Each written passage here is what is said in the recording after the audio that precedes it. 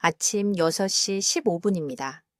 72살 남성이 화장실을 가기 위해 잠에서 깹니다. 그는 몸을 일으킵니다. 다리를 침대 가장자리로 내립니다. 일어섭니다. 세 걸음을 걷습니다. 그러자 그의 세상이 깜깜해집니다. 20분 후 아내가 차가운 바닥에 쓰러진 그를 발견합니다. 그는 살아남지만 몸의 오른쪽이 더 이상 말을 듣지 않습니다. 다시는 혼자 걸을 수 없게 됩니다. 옷 입는 것도 도움이 필요합니다. 화장실 사용도 도움이 필요합니다. 식사도 도움이 필요합니다. 돌아가실 때까지 8년 동안 그는 딸이 자신의 경력을 희생하며 자신을 돌보는 것을 지켜봐야 합니다.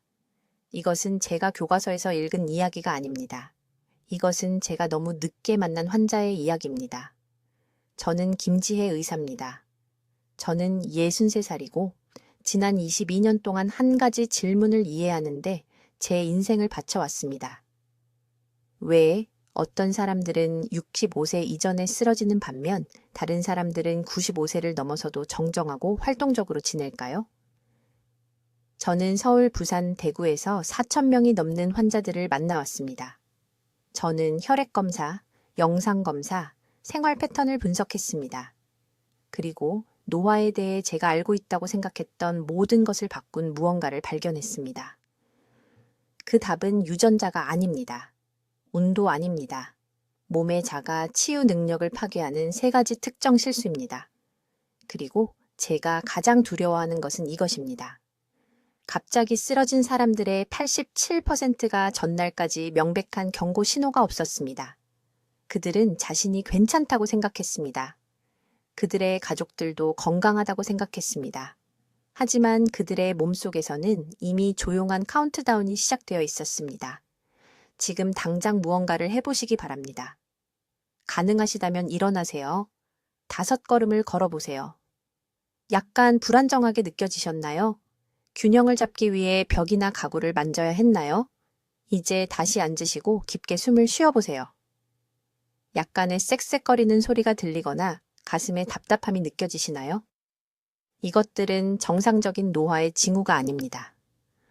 이것들은 당신의 몸이 보내는 긴급 신호입니다. 대부분의 사람들이 이것을 무시합니다. 그리고 그 무지는 그들의 모든 것을 앗아갑니다. 한국에서는 매일 사적 30명이 갑작스러운 심혈관계 붕괴로 목숨을 잃습니다. 뇌졸중, 심장마비, 폐색전증. 의학 용어는 남겨진 가족들에게 중요하지 않습니다. 중요한 것은 이것입니다. 이러한 사망의 92%는 예방 가능했습니다. 비싼 수술로가 아닙니다. 기적의 약으로도 아닙니다. 거의 비용이 들지 않는 3가지 간단한 변화로 말입니다. 당신이 무슨 생각을 하는지 압니다. 전에도 들어봤다고요. 모든 의사가 더 잘 먹고 더 많이 운동하라고 말한다고요. 하지만 저는 같은 쓸모없는 조언을 반복하러 온 것이 아닙니다. 제가 발견한 것은 당신이 들어온 많은 것들과 배치됩니다. 사실 가장 흔한 건강 습관 중 하나, 의사들이 수십 년 동안 권장해온 것이 실제로는 당신의 쇠퇴를 가속화하고 있습니다. 잠시 후 그것이 정확히 무엇인지 말씀드리겠습니다. 하지만 먼저 지금 당신의 몸속에서 실제로 무슨 일이 일어나고 있는지 이해해야 합니다. 대부분의 의사들은 노화가 불가피하다고 말할 것입니다. 에너지가 자연스럽게 감소한다고요. 건망증과 허약함은 나이 드는 것의 일부일 뿐이라고요. 그들은 틀렸습니다. 그들이 노화라고 부르는 것은 실제로는 세포의 기아 상태입니다. 당신의 세포들이 에너지를 생산하는 데 필요한 특정 영양소를 받지 못하고 있습니다. 모든 세포 안의 발전소인 미토콘드리아가 하나씩 꺼지고 있습니다. 그리고 충분히 많은 수가 고장나면 당신의 장기들이 고장나기 시작합니다. 뇌, 심장, 근육, 모든 것이요. 비극은 이 과정이 되돌릴 수 있다는 것입니다. 완전히 되돌릴 수 있습니다. 저는 제 눈으로 직접 봤습니다. 계단을 겨우 오르던 70세 환자들이 이제 산을 오릅니다. 손이 너무 떨려 젓가락을 잡을 수 없던 85세 여성들이 이제 가족을 위해 식사를 준비합니다. 희망을 포기하고 유언장을 작성하고 짐이 될 준비를 했던 남성들이 이제 독립적으로 살며 에너지로 가득 차 있습니다. 그들과 쓰러진 사람들의 차이는 유전자가 아니었습니다. 돈도 아니었습니다. 지식이었습니다. 그들은 너무 늦기 전에 3가지 중요한 변화를 배웠습니다. 그리고 오늘 저는 그 정확한 변화들을 여러분과 공유하려 합니다. 막연한 제안이 아닙니다. 복잡한 의학 프로토콜도 아닙니다. 내일 아침부터 시작할 수 있는 정확하고 구체적인 행동들입니다. 세포의 에너지를 넘치게 하고 동맥을 파괴하는 염증을 제거하고 당신을 강하고 예리하게 유지하는 회복 메커니즘을 복원할 행동들입니다. 하지만 경고해야 합니다. 이러한 변화들이 효과를 내기 위한 황금 시간이 있습니다. 세포 쇠퇴가 너무 진행되었다면 아무것도 당신을 되돌릴 수 없습니다. 그래서 매일 하루하루가 중요합니다. 잠에서 깨어나 이러한 경고 신호를 무시하는 매일 아침마다 당신은 돌이킬 수 없는 지점에 더 가까워집니다. 저는 91살입니다. 저는 여전히 매일 아침 멈추지 않고 3층 계단을 올라 진료실로 갑니다. 환자들은 제가 왜 제 나이보다 20년은 젊어 보이냐고 묻습니다. 대답은 간단합니다. 저는 65세 이전에 쓰러지는 사람들과 95세를 넘어서도 활기차게 사는 사람들을 구분하는 한 가지 패턴을 발견했습니다. 그리고 지금 그것을 여러분과 공유하려 합니다. 매우 주의 깊게 들어주세요. 오늘 아침 다른 무엇을 하기 전에 일어나서 10걸음을 걸어보시기 바랍니다. 지금 하세요. 처음 일어났을 때 약간 어지러움을 느끼셨나요? 처음 2초 동안 균형을 잡기 위해 벽을 만지거나 무언가를 잡아야 했나요? 둘 중 하나라도 예라고 대답하셨다면 당신의 미토콘드리아는 이미 고장나고 있습니다. 당신은 위험지대에 있습니다. 저는 김지혜 의사입니다. 23년 동안 서울에 있는 제 진료소에서 4,000명이 넘는 환자를 치료해 왔습니다. 저는 50대에 건강했던 남성과 여성들이 갑자기 쓰러지는 것을 봤습니다. 부모가 하룻밤 사이에 침대에 누워만 있게 되어 가족들이 무너지는 것을 봤습니다. 그리고 이 비극을 일으키는 정확한 생물학적 메커니즘을 밝혀냈습니다. 유전자가 아닙니다. 불운도 아닙니다. 세포 에너지 붕괴이며 당신이 알아차리기 15년 전에 시작됩니다. 증상이 없습니다. 미토콘드리아는 신체의 모든 세포 안에 있는 발전소입니다. 심장이 뛰고 뇌가 생각하고 다리가 걷는데 필요한 에너지를 만들어냅니다. 젊었을 때는 수십억 개의 미토콘드리아가 완벽하게 작동했습니다. 하지만 40세쯤부터 치명적인 일이 일어나기 시작합니다. 미토콘드리아가 신체가 재생할 수 있는 속도보다 빠르게 죽어갑니다. 55살이 되면 대부분의 사람들이 세포 에너지 생산의 40%를 잃습니다. 60살이 되면 60%를 잃습니다. 이것이 월요일에 건강해 보이던 사람이 금요일에 심각한 뇌졸중을 겪는 이유입니다.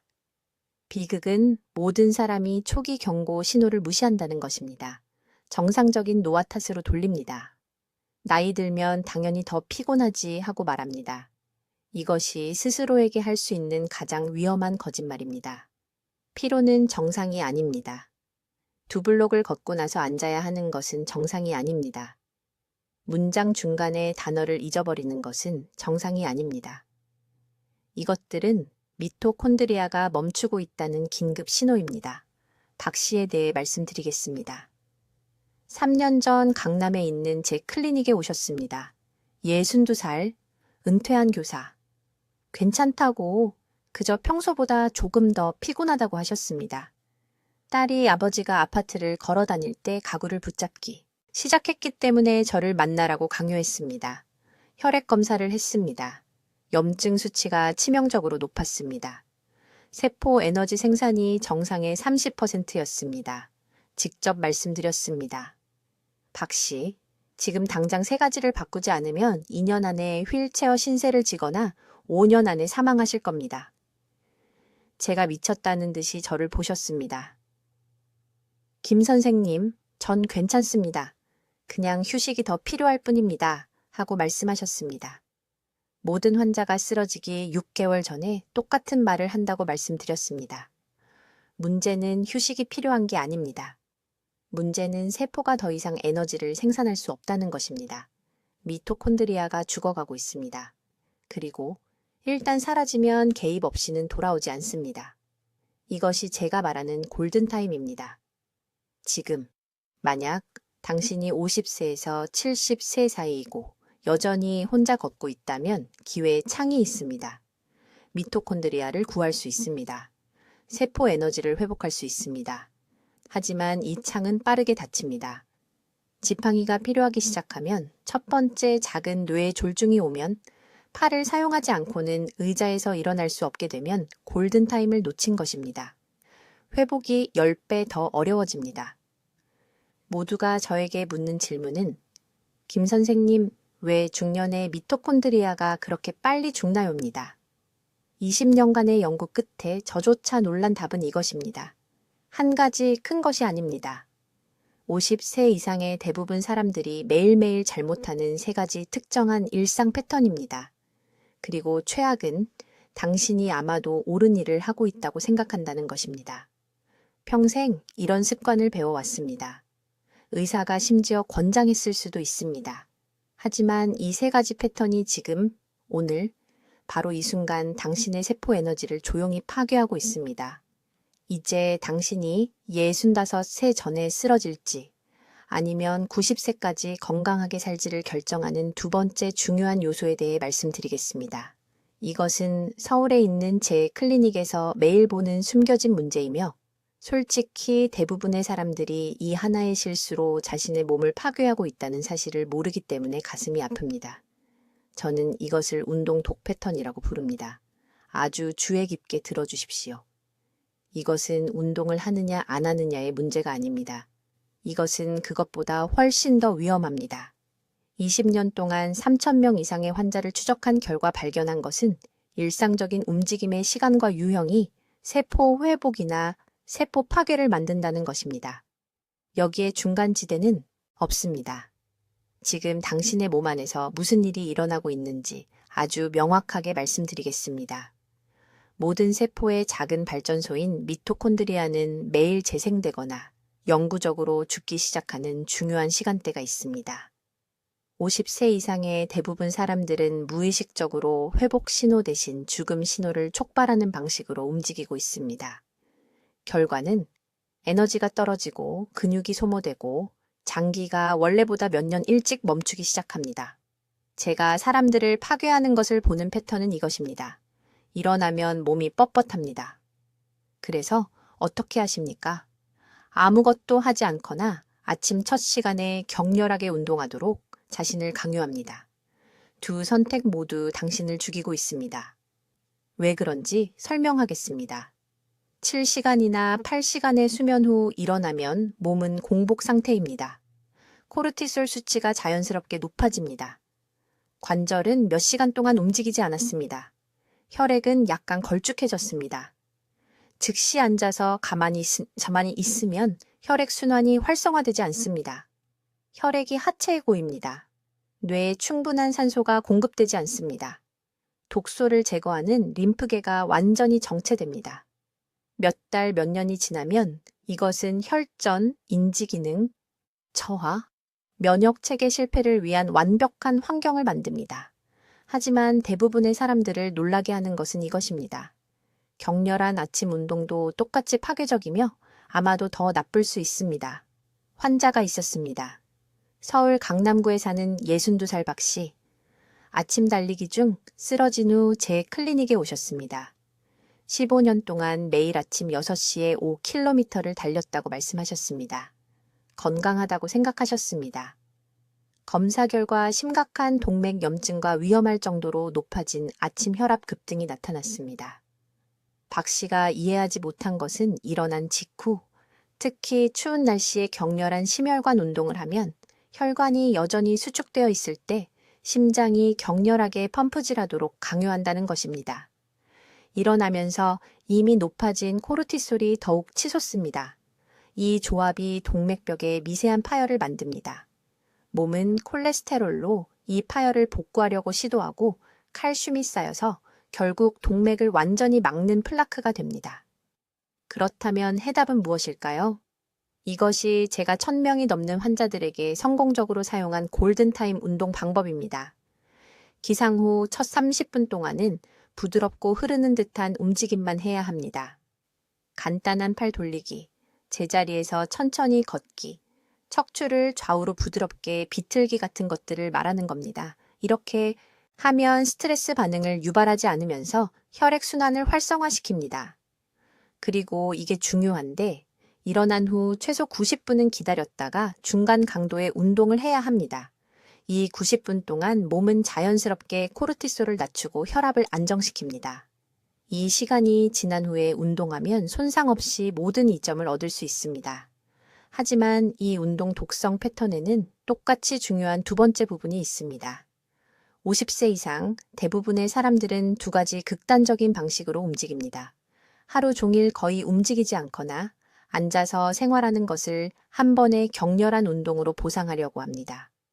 두 패턴 모두 실패합니다. 미토콘드리아는 하루 종일 빈번한 활성화 신호가 필요합니다. 아침에 운동을 했더라도 3시간을 계속 앉아 있으면 세포 에너지 생산이 40% 감소합니다. 해결책은 제가 운동 간식이라고 부르는 것입니다. 깨어있는 시간 동안 90분마다 단 3분간 계속 움직여야 합니다. 집 안을 걸어 다니세요. 의자를 잡고 스쿼트를 10번 하세요. 제자리 걸음을 하세요. 팔을 머리 위로 20번 뻗으세요. 부산에 사시는 67세 이 여사님이라는 환자분이 계셨는데 한층 계단도 가슴 통증 없이 오르기 힘들어 하셨습니다. 이런 작은 운동 간식이 도움이 될 거라는 걸 믿지 않으셨어요? 단 2주만 해보자고 설득했습니다. 휴대폰에 90분마다 타이머를 맞추셨어요. 매번 간단한 움직임을 3분씩 하셨습니다. 한 달 후에는 4층 계단을 쉽게 오르셨습니다. 3개월 후 심장 영상 검사에서 혈류가 측정 가능할 정도로 개선된 것으로 나타났습니다. 이건 마법이 아닙니다. 현대 생활 방식이 완전히 무시해온 기본적인 세포 생물학입니다. 여러분의 몸은 하루 종일 자주 그리고 부드럽게 움직이도록 설계되었지. 10시간 앉아 있다가 한 번의 가혹한 운동으로 자신을 벌주도록 만들어진 게 아닙니다. 이제 제가 발견한 세 번째 패턴에 대해 말씀드리겠습니다. 이것은 40년간 장수의학을 연구한 저조차도 정말 충격을 받은 것입니다. 이것이 90세 이후에도 독립적으로 사는 사람들과 60대에 쓰러지는 사람들을 구분하는 요인입니다. 운동과는 관련이 없습니다. 식단과도 관련이 없습니다. 대부분의 의사들이 완전히 무시하는 것입니다. 저는 이것을 스트레스 호르몬 시한폭탄이라고 부릅니다. 간단한 용어로 설명하겠습니다. 지금 여러분의 몸 안에는 신장 위에 앉아 있는 2개의 작은 샘이 있습니다. 이것이 부신입니다. 스트레스를 경험할 때마다 이 샘들은 코르티솔이라는 호르몬을 분비합니다. 코르티솔을 몸의 비상, 경보 시스템이라고 생각하세요. 조금은 정상입니다. 하지만 경보가 멈추지 않고 계속 울리면 몸 전체가 무너지기 시작합니다. 서울 제 병원에서 관찰한 내용입니다. 15년 동안 800명 환자의 의료 기록을 검토했습니다. 65세 이전에 뇌졸중, 심장마비, 치매를 겪은 환자들에게는 한 가지 공통점이 있었습니다. 쓰러지기 몇 년 전부터 코르티솔 수치가 높았습니다. 가끔 높은 게 아닙니다. 계속 높았습니다. 날마다, 달마다. 코르티솔을 계속 높게 유지하는 것은 무엇일까요? 큰 비극이 아닙니다. 매일 무시하는 만성적이고 낮은 수준의 스트레스입니다. 정상이라고 생각하는 종류의 스트레스입니다. 시끄러운 환경에서 사는 스트레스. 앉아 있을 때조차 완전히 이완되지 않는 스트레스. 하루 종일 얕은 호흡을 하는 스트레스입니다. 2년 전에 치료했던 환자분에 대해 말씀드리겠습니다. 강남에 사시는 71세 박 여사님이 극심한 피로를 호소하며 제 진료실에 오셨습니다. 우편함까지 걸어가는 것도 지쳐서 거의 할 수 없었습니다. 식사는 잘하고 계셨어요. 약도 드시고 있었습니다. 하지만 모든 검사 결과 몸이 계속 비상 상태에 있는 것으로 나타났습니다. 하루 종일 코르티솔이 매우 높았습니다. 낮아야 할 자정에도 몸은 마치 위험에서 도망치는 것처럼 스트레스 호르몬을 생산하고 있었습니다. 간단한 질문을 드렸습니다. 마지막으로 진정으로 편안함을 느낀 게 언제였나요? 혼란스러운 표정으로 저를 쳐다보셨습니다. 매일 저녁 텔레비전을 보면서 휴식을 취한다고 말씀하셨어요. 하지만 그 시간 동안 몸이 어떤 느낌인지 설명해달라고 하자 뭔가를 인정하셨습니다. 어깨는 항상 긴장되어 있었습니다. 턱은 꽉 다물어져 있었습니다. 호흡은 짧고 빨랐습니다. 편안하다고 생각했지만 몸은 그 메시지를 받지 못했던 겁니다. 이것이 숨겨진 위험입니다. 마음은 평온하다고 생각할지 몰라도 몸은 생존 모드에 갇혀 있습니다. 그리고 몸이 수년간 생존 모드에 머물면 스스로 회복하는 것을 멈춥니다. 손상된 세포를 청소하는 것을 멈춥니다. 건강한 노화에 필요한 호르몬 생산을 멈춥니다. 대신 다음 순간을 생존하는 데 모든 에너지를 쏟아붓습니다. 구체적인 메커니즘은 이렇습니다. 높아진 코르티솔은 3가지 치명적인 일을 합니다. 첫째, 혈당을 계속 올려서 혈관을 안쪽에서부터 손상시킵니다. 둘째, 면역 체계를 억제해서 몸이 암세포나 감염과 싸울 수 없게 됩니다. 셋째, 특히 기억과 의사결정을 담당하는 영역인 뇌를 직접적으로 축소시킵니다. 이제 아주 깊게 들으세요. 이 손상을 되돌릴 골든타임이 있습니다. 지금 50세에서 70세 사이라면 몸은 여전히 이 시스템을 재설정할 능력이 있습니다. 하지만 즉시 행동해야 합니다. 수년간 높은 코르티솔을 안고 70대 중반을 넘어가면 손상을 되돌리기가 훨씬 더 어려워집니다. 그렇다면 해결책은 무엇일까요?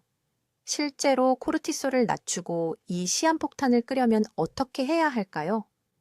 제가 처음 이것을 발견했을 때 저조차도 놀랐던 답은 제 환자들을 대상으로 실험해 봤습니다. 명상 앱이나 비싼 스파 치료와는 아무 관련이 없습니다. 코르티솔을 낮추는 가장 강력한 방법은 특정한 호흡 패턴과 간단한 저녁 의식을 결합하는 것입니다. 정확히 무엇을 해야 하는지 말씀드리겠습니다. 매일 저녁, 잠들기 1시간 전에 제가 이완 스위치라고 부르는 것을 활성화해야 합니다. 이 스위치는 여러분의 신경계에 존재합니다. 이것을 켜면 몸은 즉시 코르티솔을 낮추고 회복 모드로 들어가기 시작합니다. 기법은 다음과 같습니다. 조명이 어두운 조용한 방에 앉으세요. 한 손을 배 위에 올려놓으세요. 코로 천천히 넷을 세며 숨을 들이마시세요.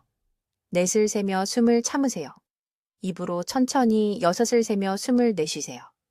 날숨이 들숨보다 길어야 합니다. 이것이 매우 중요합니다. 정확히 10분 동안 이것을 반복하세요. 왜 효과가 있을까요? 긴 날숨이 미주신경을 활성화하기 때문입니다. 미주신경은 몸의 비상 모드에서 벗어나라고 알려주는 주요 신경입니다. 이 호흡 패턴을 시작한 지 3분 이내에 코르티솔이 떨어지기 시작합니다. 10분 이내에 전체 신경계가 전환됩니다. 하지만 절대로 해서는 안 되는 것이 있습니다. 휴대폰이 근처에 있는 밝은 방에서 긴장을 풀려고 하지 마세요. 화면에서 나오는 청색광은 이완 반응을 완전히 차단합니다. 많은 환자들이 태블릿으로 뉴스를 스크롤하면서 호흡 운동을 하고 있었습니다. 이것은 아무것도 하지 않는 것보다 더 나쁩니다. 혼란스러운 신호로 몸을 혼란스럽게 만드는 것입니다. 박 씨는 3달 동안 매일 저녁 이 방법을 따랐습니다. 제 병원에 다시 왔을 때 코르티솔 수치가 48% 떨어졌습니다. 활력이 돌아왔습니다. 매일 아침 3km를 걷기 시작했습니다. 20년은 젊어진 것 같다고 말씀하셨습니다. 이것은 기적이 아닙니다. 이것은 단순히 몸이 절실히 필요로 하는 것을 주는 것입니다. 싸우는 것을 멈출 수 있는 허락, 회복할 수 있는 허락, 살 수 있는 허락. 이제 4번째 중요한 변화에 대해 말씀드리겠습니다. 이 부분에서 대부분의 사람들이 완전히 잘못 알고 있습니다. 이것은 수면 패턴에 관한 것이며 중요한 것을 이해하셔야 합니다. 수면 시간보다 수면 타이밍이 더 중요합니다. 제가 지금 말씀드릴 내용을 주의 깊게 들으세요. 이곳 서울에서 20년 동안 진료하면서 같은 패턴이 반복되는 것을 봤습니다. 환자들이 지쳐서 오후에 낮잠을 자고 무작위 시간에 잠자리에 들고 일어났을 때 누웠을 때보다 더 나쁜 상태로 깨어납니다. 8시간, 때로는 9시간을 잔다고 말하지만 몸은 빠르게 늙어가고 있습니다. 혈액 검사에서 코르티솔 수치가 높아지고 염증 지표가 하늘을 찌르고 세포 회복 메커니즘이 본질적으로 중단되었습니다. 몸 안에서 일어나는 일은 이렇습니다. 밤 10시부터 새벽 2시 사이에 몸은 가장 깊은 회복 단계에 들어갑니다. 이것은 협상할 수 없습니다. 나중에 자서 보충할 수 있는 것이 아닙니다. 이 황금 같은 4시간 동안 몸은 성장 호르몬의 대부분을 생산합니다. 이 물질은 손상된 조직을 복구하고 근육량을 유지하며 장기가 제대로 기능하도록 유지하는 역할을 합니다. 이 시간에 깨어 있으면 매일 몸이 받는 가장 중요한 회복 세션을 놓치는 것입니다. 강남에서 온 70세 여성 환자가 만성 피로와 빠르게 진행되는 기억력 문제로 저를 찾아왔습니다. 매일 밤 9시간을 자고 있었지만 새벽 1시에 자서 10시에 일어나고 있었습니다. 충분한 시간을 자고 있었기 때문에 모든 것을 제대로 하고 있다고 생각했습니다. 수면 일정을 밤 10시부터 아침 6시로 바꾼 지 석 달 만에 에너지 수준이 2배가 되었고 인지검사가 40% 향상되었습니다. 같은 시간, 다른 타이밍, 완전히 다른 결과. 하지만 아무도 말하지 않는 수면의 두 번째 부분에 대해 이해해야 합니다.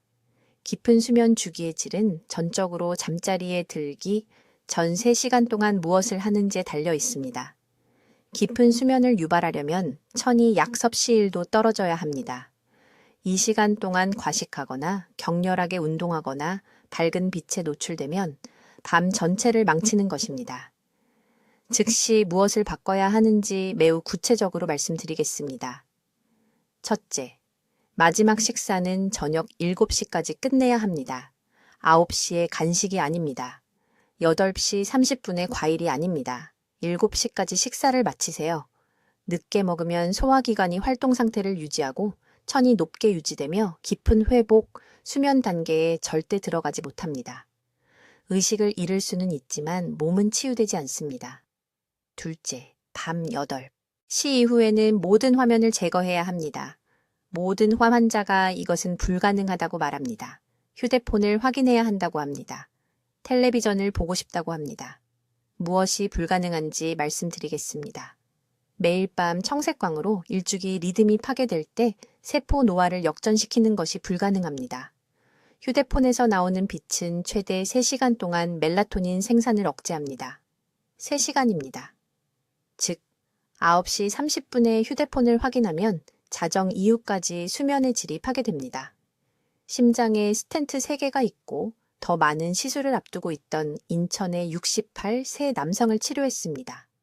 심장 전문의는 생활 습관 변화를 포기하고 또 다른 시술을 계획하고 있었습니다. 이 남성은 깨지 않고 4시간 이상 잘 수 없었습니다. 몸이 지속적인 스트레스 상태에 있었습니다. 한 가지 규칙을 드렸습니다. 8시 이후에는 화면을 보지 말 것, 침실을 완전히 어둡게 할 것, 10시까지 침대에 누울 것. 6주 만에 수면의 질이 극적으로 향상되어 혈압약이 절반으로 줄었습니다. 심장 전문의는 후속 검사에서 나타난 변화를 믿을 수 없었습니다. 이제 95세까지 살 것인지 65세 전에 쓰러질 것인지를 결정하는 수면의 세 번째 부분은 이것입니다. 매일 같은 시간에 일어나야 합니다. 평일뿐만 아니라 매일입니다. 우리 몸은 정확한 생체 시계로 작동합니다. 일요일에 전곡까지 자고 월요일에 6시에 일어나면 매주 2번씩 수년 동안 스스로에게 시차 적응 문제를 일으키는 것입니다. 매일 아침 같은 시간에 알람을 맞추세요. 잠을 설쳤더라도 휴일이더라도 말입니다.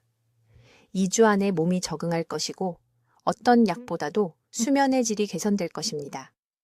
이 시간이 세포 회복의 황금 시간입니다. 낭비하지 마십시오. 이제 제가 발견한 5번째 중요한 패턴에 대해 말씀드리겠습니다. 이것은 서울대학교 병원의 제 동료들조차 놀라게 하는 내용입니다. 한국에서 제 진료실을 찾은 3,000명 이상의 환자 사례를 분석한 결과 놀라운 사실을 발견했습니다. 65세 이전에 쓰러진 사람들은 모두 아무도 말하지 않는 하나의 숨겨진 문제를 공유하고 있었습니다. 매일 음식을 먹고 있음에도 불구하고 그들의 몸은 영양분 흡수를 완전히 멈춘 상태였습니다. 주의 깊게 들어보십시오. 강남에 사시는 62세 박 여사님이 계셨는데 제 병원에 오셨을 때 계단 한 층도 제대로 오르지 못하는 상태였습니다. 그녀는 하루 3끼를 꼬박꼬박 먹는다고 말했습니다. 채소, 밥, 국, 제대로 된 식단에 포함되어야 할 모든 것을 먹었습니다. 하지만 혈액 검사를 했을 때 저는 경악했습니다. 그녀의 단백질 수치는 영양실조에 걸린 어린아이보다 낮았습니다. 비타민 흡수율은 겨우 18%였습니다. 18%요? 이는 그녀가 먹은 음식의 82%가 깨진 파이프를 통과하는 물처럼 몸을 그냥 통과해버린다는 뜻입니다. 이것이 아무도 경고하지 않는 침묵의 살인자입니다. 소화기관은 다른 어떤 장기보다 빨리 노화됩니다. 55세가 되면 위산 생성이 40% 감소합니다. 장 내벽이 얇아지고 손상됩니다. 영양분을 흡수하는 장 내부의 작은 손가락 모양 돌기들이 평평해지고 죽어갑니다. 여러분은 잘 먹고 있다고 생각하지만 몸은 안쪽에서부터 서서히 굶어 죽고 있는 것입니다. 이제 제가 가장 두려워하는 부분을 말씀드리겠습니다. 이 흡수 장애는 여러분의 붕괴를 가속화하는 악순환을 만듭니다. 몸이 음식에서 단백질을 추출할 수 없으면 근육이 사라집니다. 단순히 마르게 보이는 것을 말하는 게 아닙니다. 심장 근육이 약해진다는 뜻입니다. 호흡을 돕는 횡격막 근육이 약해집니다. 척추 주변에서 몸을 똑바로 유지하는 근육들이 소실됩니다. 그러면 넘어지게 됩니다. 뼈가 부러집니다. 병원 침대에 누우면 6개월 안에 이런 환자의 절반은 다시는 독립적으로 걷지 못합니다. 하지만 악몽은 거기서 끝나지 않습니다. 적절한 미네랄 흡수 없이는 골밀도가 다리에서 던진 돌처럼 떨어집니다. 종로에 있는 제 병원에 매주 오시는 환자분들 중에 자신이 건강하다고 생각했던 분들이 계십니다. 간단한 검진을 받으러 오셨다가 뼈의 밀도가 20년 더 나이 든 사람 수준인 것을 발견합니다. 겨울에 서울에 얼어붙은 인도에서 가볍게 미끄러지기만 해도 고관절이 산산조각 납니다. 비타민 결핍도 똑같이 파괴적입니다. 비타민 B를 제대로 흡수하지 못하면 뇌의 기능이 빠르게 악화됩니다. 환자들이 손주들의 이름을 잊기 시작합니다. 약을 먹었는지 안 먹었는지 혼란스러워합니다. 가족들은 치매라고 생각하지만 실제로는 겉으로 보기에 정상인 몸 안에서 보이지 않게 일어나고 있는 심각한 영양실조인 경우가 많습니다. 의료계는 절대 이것을 명확하게 말하지 않을 것입니다. 해결책이 너무 단순해서 거기서 이익을 얻을 수 없기 때문입니다. 20년간의 연구 끝에 저는 남은 황금 시간 동안 이 흡수 장애 위기를 되돌리기 위해 반드시 해야 할 3가지를 발견했습니다. 첫째, 매 끼니마다 반드시 발효식품을 먹어야 합니다. 진짜 발효식품을 말하는 것입니다. 김치, 된장, 제대로 숙성된 장아찌 같은 것들이죠. 이것들은 음식이 손상된 장에 도달하기 전에 소화 작업의 절반을 해주는 살아있는 효소를 포함하고 있습니다. 제가 앞서 말씀드린 박 여사님은 아침과 저녁 식사에 된장 2숟가락만 추가했습니다.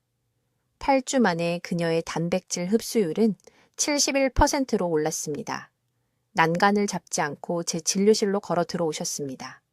딸이 진료실에서 그 자리에서 울었습니다. 둘째, 각 식사 30분 전에 정확히 300ml의 미지근한 물을 마셔야 합니다. 찬물이 아닙니다. 뜨거운 차도 아닙니다.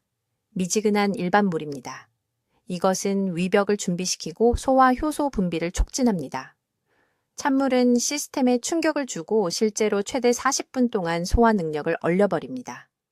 셋째, 이것이 중요한데 음식을 한 입당 최소 30번은 씹어야 합니다.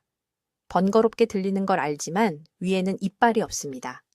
큰 조각의 음식을 삼키면 약해진 소화 시스템은 그것을 분해할 수 없습니다. 음식이 장에서 썩어서 몸 전체에 염증을 일으키는 독성 화합물을 만듭니다. 그 염증은 혈관을 손상시키고 혈압을 높이며 심장마비로 가는 빠른 길로 여러분을 인도합니다. 90세 이후까지 건강하게 사는 사람과 65세 이전에 쓰러지는 사람의 차이는 바로 이 흡수 요인에 달려 있습니다. 한국에서 가장 비싸고 영양가 있는 음식을 먹을 수 있지만 몸이 영양분을 추출할 수 없다면 돈을 낭비하고 남은 황금 시간을 파괴하는 것입니다. 이제 즉시 해야 할 6번째 중요한 변화에 대해 말씀드리겠습니다. 이것은 서울에 있는 제 병원을 찾는 거의 모든 사람을 놀라게 합니다. 이것은 물 섭취의 타이밍에 관한 것이고, 약속하건대 60세 이상 사람들의 90%가 이것을 완전히 잘못하고 있습니다. 주의 깊게 들어보십시오. 지난 겨울 삼성의료원에서 만난 73세 여성의 생명을 구한 것을 설명해 드리겠습니다. 강남구에 사시는 박 여사님은 2년 동안 3번의 가벼운 뇌졸중을 겪었습니다. 3번이나 가족들이 그녀가 혼란스러워하고 제대로 말을 못하고 겁에 질린 모습을 발견했습니다. 모든 의사가 그저 나이 때문이고 혈압 때문이라고 말했습니다. 하지만 제가 그녀의 일상을 살펴봤을 때 진짜 원인을 찾았습니다. 그녀는 아침에 일어나자마자 얼음처럼 차가운 물을 마시고 있었습니다. 한 잔 가득 깨어나자마자 몇 분 안에 냉장고에서 꺼낸 차가운 물을 빈속에 마시는 습관이 있습니다. 왜 이것이 위험한가요? 가장 쉬운 말로 설명드리겠습니다. 7시간이나 8시간 동안 주무시면 혈액이 자연스럽게 끈적해집니다. 이것은 정상입니다. 심박수가 느려지고 혈액순환이 감소하며 모든 것이 천천히 움직입니다. 이제 깨어나는 순간 이 시스템에 얼음같이 차가운 물을 붓는다고 상상해 보십시오. 무슨 일이 일어날까요? 차가운 물은 즉각적인 혈관 수축을 일으킵니다. 그것은 혈관이 갑자기 조여지고 꽉 닫힌다는 뜻입니다. 끈적하고 천천히 움직이는 혈액을 갑자기 좁아진 통로로 억지로 통과시키는 것입니다. 이것이 바로 뇌졸중이 발생하는 방식입니다. 이것이 바로 새벽에 심장마비가 발생하는 방식입니다. 통계는 무섭습니다. 한국에서 모든 심장질환의 42%가 오전 5시에서 10시 사이에 발생합니다. 42%입니다. 그리고 제가 서울대학교 병원과 5년 동안 진행한 연구에서 깨어나자마자 찬물을 마신 환자들은 따뜻한 물을 마신 환자들보다 혈액 점도가 17% 더 높았습니다. 17% 더 끈적한 혈액이 수축된 혈관을 통과하려고 합니다. 박 여사는 단 한 가지를 바꾸었습니다. 딱 한 가지만요. 찬물 대신 미지근한 물을 마시기 시작했습니다. 뜨거운 차도 아니고 끓는 물도 아니고 청아 같은 미지근한 물이었습니다. 2주 만에 아침 어지럼증이 사라졌습니다. 6주 만에 강남의 심장 전문의가 저에게 직접 전화를 했습니다. 심장 초음파 검사에서 혈액순환이 개선되었기 때문입니다. 그녀는 18개월 동안 단 한 번도 뇌졸중 증상을 보이지 않았습니다. 하지만 여기서 이해하셔야 할 것이 있습니다. 이것은 단순히 뇌졸중 예방만의 문제가 아닙니다. 아침에 마시는 첫 번째 음료의 온도는 그 후 12시간 동안 일어나는 모든 일에 영향을 줍니다. 아침에 찬물을 마시면 소화 시스템이 비상 모드로 충격을 받습니다. 몸은 그 물을 천까지 드기 위해 엄청나게 열심히 일해야 합니다. 그것이 흡수되기 전에 말입니다. 이것은 장에서 영양소 흡수해서 노폐물 배출해서 에너지를 빼앗아 갑니다. 이것이 바로 많은 노인 환자들이 만성 변비를 호소하는 이유입니다. 이것이 아침 내내 나른함을 느끼는 이유입니다. 제가 강남병원에서 주 65세 이상의 모든 환자에게 드리는 정확한 지침을 알려드리겠습니다. 깨어나는 순간 휴대폰을 확인하기 전에, 화장실에 가기 전에 미지근한 물 한 컵을 마시십시오. 물은 온도를 거의 느끼지 못할 정도로 따뜻해야 합니다. 섭씨 37도 정도, 청아 같습니다. 2분에서 3분에 걸쳐 천천히 마시십시오. 급하게 들이키지 마십시오. 시스템이 부드럽게 깨어나도록 하십시오. 그런 다음 이것이 중요한데 차가운 것을 마시기 전에 최소 20분을 기다리십시오. 최소 20분입니다. 혈액순환이 안정될 시간을 주십시오. 움직이고 깨어나면서 혈관이 자연스럽게 확장될 시간을 주십시오.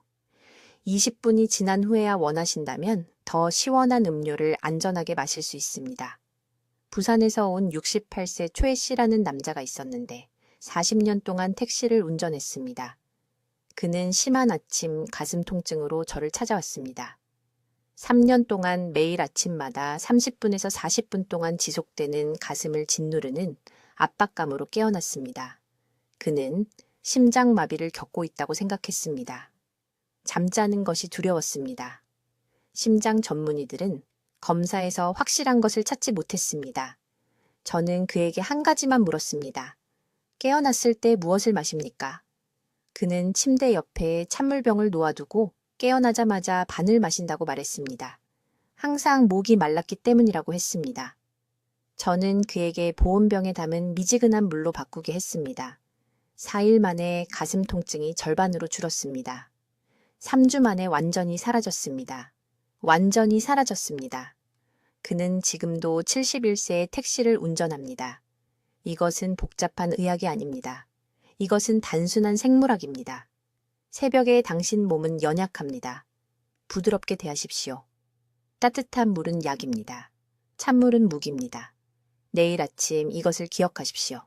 당신의 생명을 구할 수 있습니다. 오늘 아주 분명하게 말씀드리겠습니다. 제가 지금 드릴 3가지 변화는 제한이 아닙니다. 생존 지침입니다. 저는 91세입니다. 여전히 매일 아침 강남 사무실 계단을 올라갑니다. 하지만 제가 지금 말씀드리는 것을 무시한 수백 명의 환자들이 65세가 되기 전에 쓰러지는 것을 봤습니다. 그들의 자녀들이 울면서 전화를 해서 왜 더 강하게 경고하지 않았느냐고 묻습니다. 저는 경고했습니다. 그들은 듣지 않았습니다. 여러분은 들으실 겁니다. 첫 번째 실천사항, 가장 많이 드시는 식사 시간을 바꿔야 합니다. 지금 여러분 대부분은 저녁에 가장 큰 식사를 합니다. 저녁 6시, 7시예요. 그런 다음 소파에 앉습니다.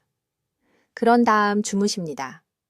몸의 모든 세포에 있는 에너지 중심인 미토콘드리아는 수면 중에 작동을 멈춥니다. 그 무거운 식사는 시스템에 남아서 발효되고 처리할 수 없는 동안 염증을 만듭니다. 이것이 당신을 천천히 죽이고 있습니다. 내일 아침부터 오후 2시 전에 가장 많은 식사를 하십시오. 가벼운 점심이 아닙니다. 주 식사입니다.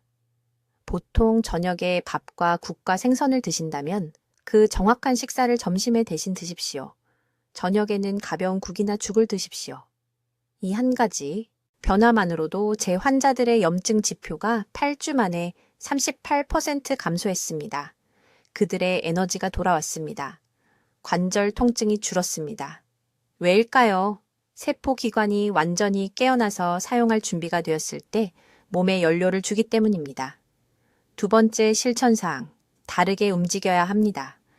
헬스장에 가입하라는 말이 아닙니다. 달리라는 말이 아닙니다.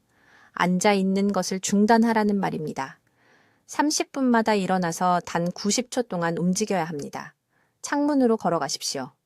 의자를 잡고 천천히 스쿼트를 10번 하십시오. 팔을 머리 위로 쭉 펴십시오. 다리를 흔드십시오. 연구 결과는 이것에 대해 절대적으로 명확합니다.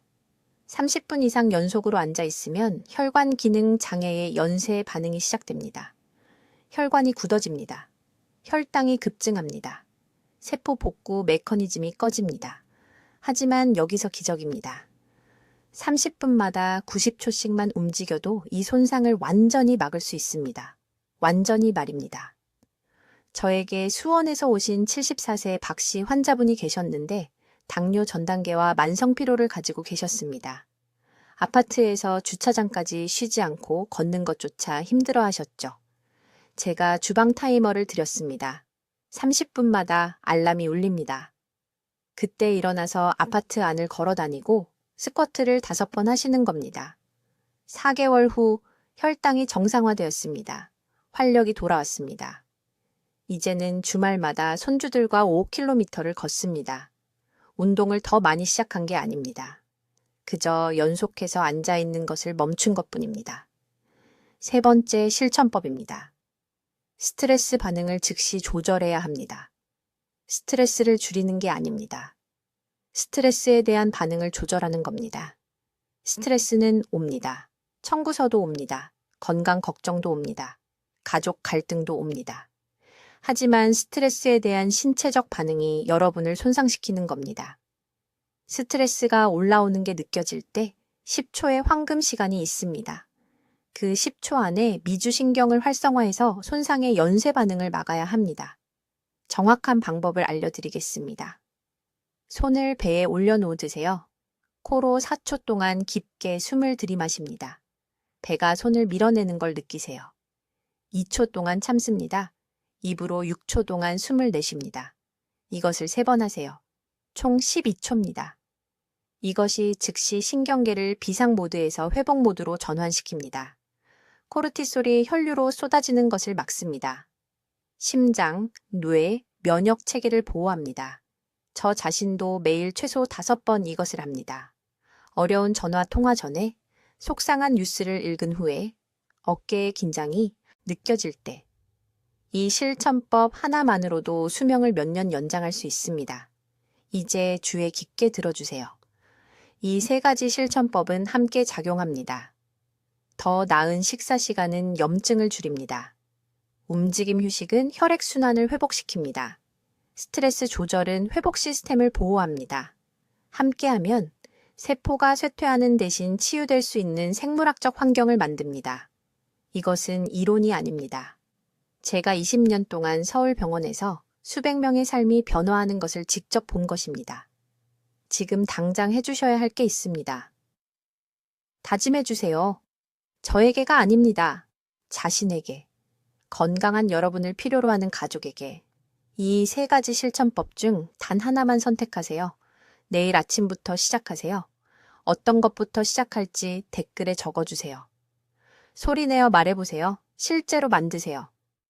여러분의 몸은 이 결정을 내리기를 기다리고 있습니다. 황금 시간은 지금입니다.